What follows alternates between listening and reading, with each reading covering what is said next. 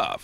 He's the emotional, intense, confident leader of the Phoenix Suns. I'm a bad dog who's only concerned about winning. Basketball's most dashing superstar. Don't you agree? Who's never afraid to tell it like it is. We're not all supposed to be alike. We're not all supposed to think alike. Check this out. The killer crossover. 4. What's up, what's up, what's up? The second down. You like my hat? 3. Jordan on the drive. Jam. Did someone say jam session? Here comes Sir Charles. 2, 1, liftoff. Hold on, folks. Buckle up. Hello, everyone. Welcome to this NBA Inside Stuff special. It is all about a man known as Sir Charles of the Phoenix Suns.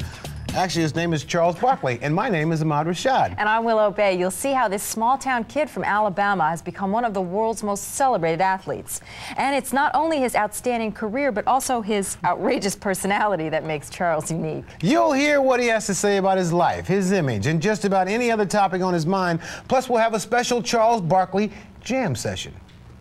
Now in his 10th season, Sir Charles has always been one of the NBA's premier players. But when he was traded to Phoenix in June of 1992, it marked a new beginning for his career. It was the start of what Charles has called the greatest year of his life. Barkley's year included an Olympic gold medal and a goodbye to the Philadelphia 76ers. It shifted into high gear with his arrival in Phoenix as the Suns' new superstar. I am a member of the Phoenix Suns, and I am happy. I'd like to introduce you to a new employee who will be joining us today. I'm Chuck. Are you ready? And Charles didn't take long to make his impact felt in Phoenix. From day one, we had the best record in the league and just kept it going. And it was just an unbelievable feeling to be that good all year. In Barkley, the Suns found not only a gifted player, but also a new spiritual leader. His personality is overwhelming. His confidence just exudes and really permeates through the whole team. He loves to play basketball. He has fun in his job, and I think that's contagious. Blocked by Barkley, and Barkley is juiced. I mean, he is pumped. What a man, what a man, what a man, what a mighty good man. He's a mighty, mighty good man, y'all. As he lifted his team to new heights, he also gained recognition as the league's MVP. I didn't all of a sudden become great when I got traded to Phoenix. I was great all those other years. It meant a lot to me because they were saying, hey, you're a great player and you've done a hell of a job. It was just a great honor. From the Suns, Barkley across the timeline. But rather than focus on individual honors, Charles devoted himself to team success. If I just do my thing, they're gonna make me look good, I'm gonna make them look good. Because if you're a great player, man, the game is so easy. And the better players you play with, the game is even easier. Barkley's memorable season ended in disappointment, a narrow defeat in the finals. But it only served to fuel his competitive fire for what could be his final run at the title. Like last year, getting to the finals I think was good enough. This year, we got to win the World Championship or we're wasting time. If you're a professional athlete, the only thing that really matters is winning. Money doesn't matter, and endorsements don't matter. It's just fun when you win. It's that simple. While last season was a lot of fun for Charles, this year has been more of a struggle. But despite being hampered by injuries, he's still among the league's leaders in scoring and rebounding and was the leading vote getter for the All-Star game. Besides being last year's most valuable player, Charles may have been the most visible as well. Throughout the season, his fame and popularity soared. He was winning new fans and capturing the media spotlight, appearing in movies, TV shows, and commercials. It was all part of a serious case of Barkley mania. And now, ladies and gentlemen, the man we all know and love, Charles Barkley. I think it started with the Olympics. I think that brought me to the forefront. It's hard being in the limelight because you kind of feel like you're on stage all the time. You never get a break, mentally or physically. It's always something to do. And now a word from our sponsor. 34 makes the court like a ring. As the league's most sought-after pitchman, Charles found himself playing spokesman almost as much as playing basketball. That part kind of shook me up a little bit because I felt like I had been doing a lot of stuff, but in the last year or so, man, it just kind of all just like, boom. Ladies and gentlemen, Charles Barkley. No matter how much success you have, every time you go to the next level, it's still mind-boggling. Wow, it's Charles Barkley. I know his mom's name and his grandmother's name. I know him, trust me. I'm the most dedicated fan ever. When you go places and everybody knows who you are, it's still kind of mind-boggling. This is my man right here, the greatest player ever. If you don't believe me, you don't believe me. I appreciate that. With his newfound exposure, Charles found himself being mobbed by admiring fans more so than ever before in his career. I think the fans appreciate guys who work hard and who gets mad if something doesn't go right, and who gets excited if something goes right. And I think that's the way it should be. Isn't this great? This is what a big-time star does all day. Roll. Rolling. And action. Charles, this is for you. Hey, thanks. Now can I play? No. I think God has blessed me a great deal. I'm one of the luckiest people in the world. Even in your wildest conceited dreams, you never expect to reach the level I have reached. After dominating basketball and starring in showbiz, what's next for Charles? Well, he has his eye on politics. When his playing days are over, he plans to run for governor of Alabama. And that could be interesting because he says he's been influenced politically by Rush Limbaugh and Jesse Jackson. You know, knowing Charles, Alabama is not big enough. Charles should be the president of someplace way away from here.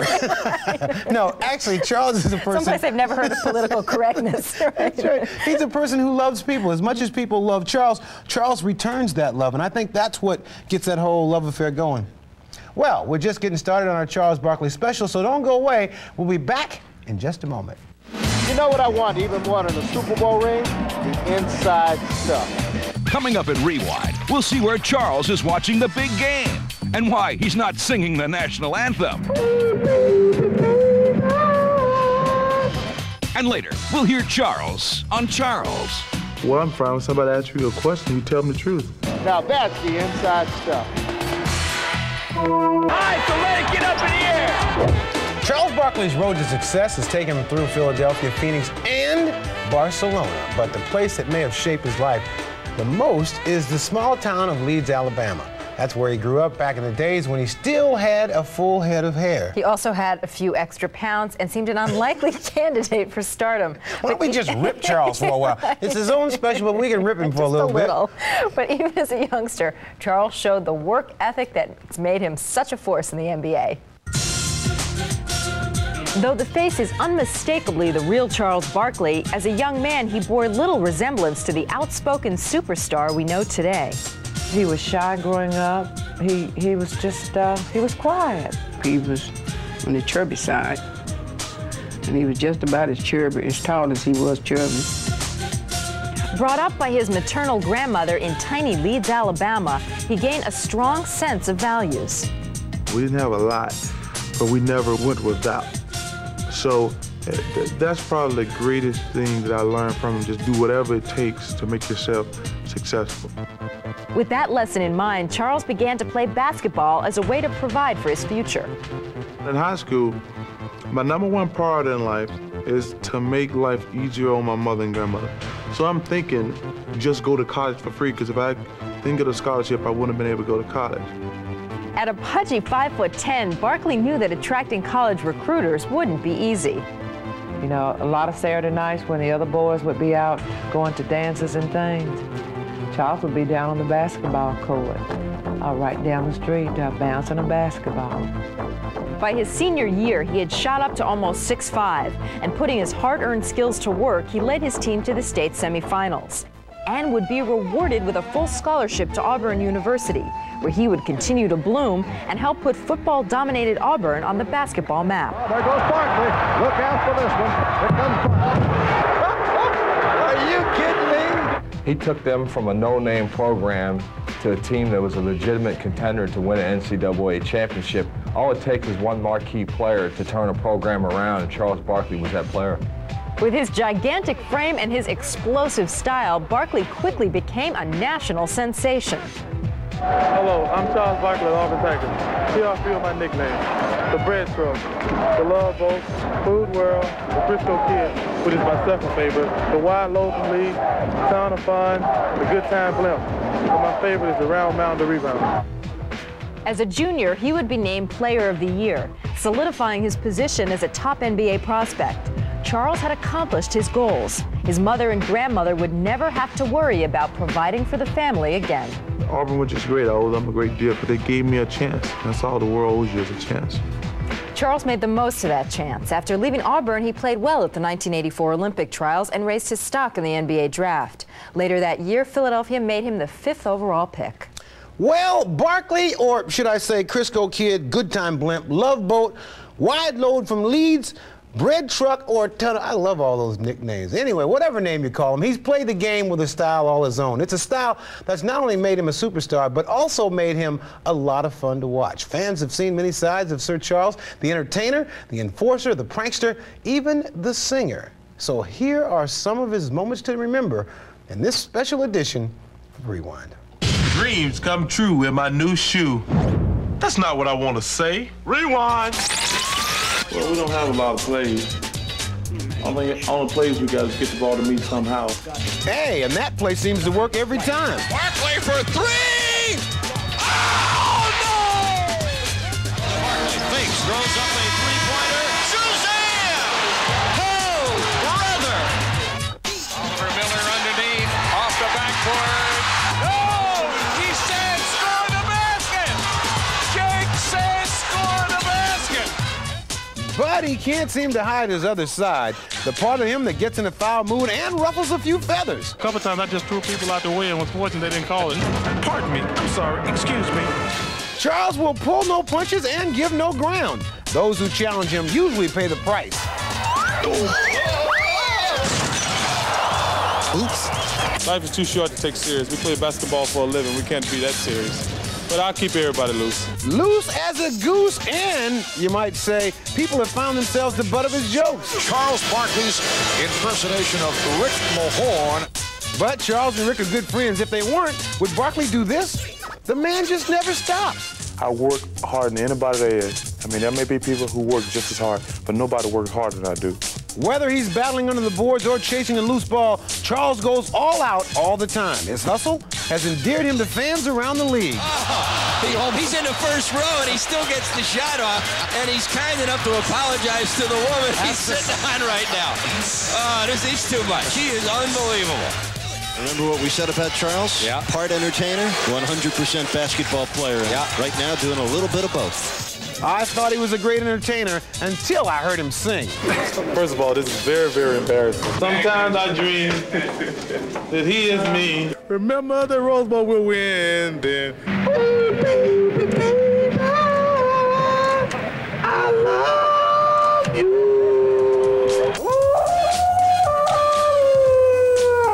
I'm out of here. Bye-bye. Now, there are just a couple of things that are obvious from Rewind. One is that win, lose, or draw, I guess you can't draw, but win or lose, Barkley loves to play and always gives the fans their money's worth. His philosophy is that the game is supposed to be fun. The other thing that's apparent is that Charles cannot sing and should never again try to sing, at least not in public. I can't express that sentiment any better than those dogs did at the end. You'll hear more from Charles talking, not singing, as our special continues right after this. Still to come, Charles will give you an earful on the method to his madness. I need that emotion to raise the level of my game. And later, a special Sir Charles Jam session. Something special in the air right there. It's When I'm playing basketball, I just want to make sure that I'm having a good time. And yeah, he shows emotion. just enjoy yourself.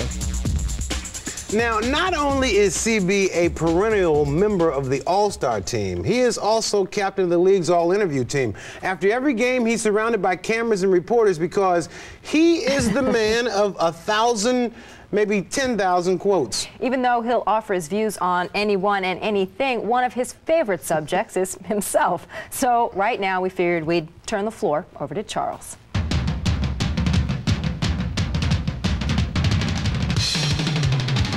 People talk about winning. Winning has nothing to do with it. I hate losing more than I like winning. Pressure, pressure. Can you take the heat, boy? Pressure is when you're married and you got 4 kids and you get laid off. It's not a basketball game. If you got a wife and kids and you get laid off right before Christmas, that's pressure. It's his game to win, or we go to overtime. Barkley, 20-footer, yes, with 1.8 I think that's good for me being a good player and a great player. I'll take any shot, anytime, anywhere. Somebody got to be the hero. Might as well be me. Charles Barkley. He's putting on a shot. Talk about a guy who won. Charles. Yeah, he shows emotion. I had always played basketball on emotion because I need that emotion to raise the level of my game. Look at him. Go ahead, Chuck. If I'm on the court and I make a great play, I should be happy about that. If I make a bonehead play, I should be mad about that because I want to be good. I want to be great at what I do. I want to excel. That's what's wrong with so many people in this world. Very few people want to excel at what they do. Whether you're a garbage man, whether you're a teacher, whether you're a doctor, lawyer, basketball player, whatever. You should want to excel at it and be the best at it. America, Charles Barkley. We were there to represent our country. We wanted to prove, like none of those guys would say it public, but I will. We wanted to prove that America is the best in basketball. We wanted to beat them all by as many points we possibly could. We're Americans. We're supposed to be the best. He's come up with a big three-point shot. Oh, Jordan from Johnson. Barkley. That looked like Jordan. I don't look at myself as the ambassador. I don't look at it like that. You know, when the president dies, the vice president just move up. I don't like that. I'm just a guy who got the most out of his ability, and when you paid to see him play, he played hard every night. That's it. Simple. With his candid opinion, Charles is often called controversial, but he takes issue with that. He says that what others call controversial, he calls telling the truth. You can see more of that interview as part of the upcoming home video called Sir Charles, due out this spring. While Charles usually has a lot to say, his actions speak louder than his words, especially his slam dunks. So what we've done is we've put together some of his greatest slams ever, along with some wonderful music, and here they are in jam session.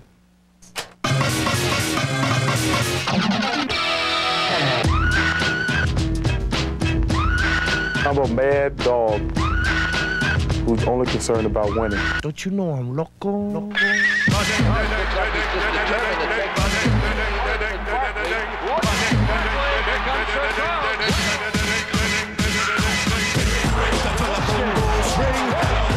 But we're still getting busy. Barkley strips away. Now you're getting busy. I can slow it down so you can come. Then I move it so you can come. Two goes in the back. A pitch as a hook. Sliding into home base. Trying to hit a home run. Swing. Come, baby, come, baby, baby, come. Come. You gotta give me love and you gotta give me some.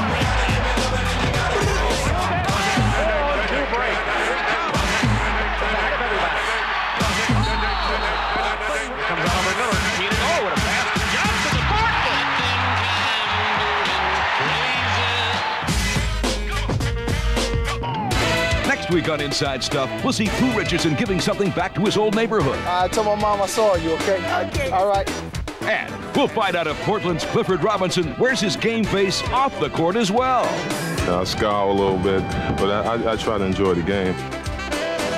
It's not often that superstars like Charles Barkley are traded, but when he became available, the Phoenix Suns knew they had to have him because what they needed most was a franchise player. The Suns were already a quality team, but it was Charles who took them to the next level. No one knows that better than his coaches and his teammates. From his first day in Phoenix, they all looked to Barkley as their new team leader. Charles came in, I showed him the arena, the new arena here. You see this beautiful, magnificent building? It was all built without your services. I took him into the arena. I said, Charles, see all these seats? They will be full. And I want you to know something, Charles. You didn't put one person in the seats. Every seat was sold out before you ever got here. Now, look up there. What don't we have?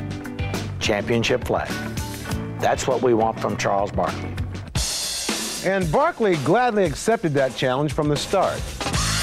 He's the superstar of the team. He is willing to take that responsibility for wins and losses. Steal. Here comes Barkley. And it's Sir Charles doing his thing.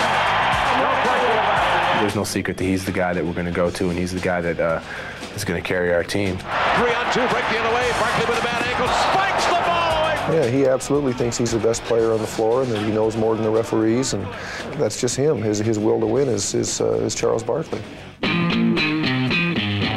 But for all the success he has achieved, his thirst for a title keeps him striving for more. That's the only thing that drives me is the opportunity to win a world championship. I think if we're going to win it, we're going to have to win it this year. To many, the pressure of a do-or-die year might seem unbearable, but Barkley has a different perspective. But I don't look at it like everybody else. I don't look at myself as like a failure because we didn't win the world championship. If the worst thing can happen to me is I can lose the basketball game, I got a great life. And with that attitude, he's able to both relentlessly pursue his goal and enjoy doing it. He's just a guy that loves life, loves sports, loves his job, and makes everyone else's job a lot more fun. And whether he gets the championship or not, it is that joy that is perhaps his greatest gift. I look at this as a ride, like a great ride. I'm just going to have fun. Whatever happens, deal with it. Not only has it been a great ride for Charles, it's been a great ride for all of the fans who've had the pleasure of watching him over the years, and I have really enjoyed watching him too. And we'd like to thank all of you for watching this special edition of Inside Stuff. We'll see you back here at our regular time next Saturday. Stay tuned now for Atlanta 96 here on NBC, followed by Super Bowl Live. So long, everybody.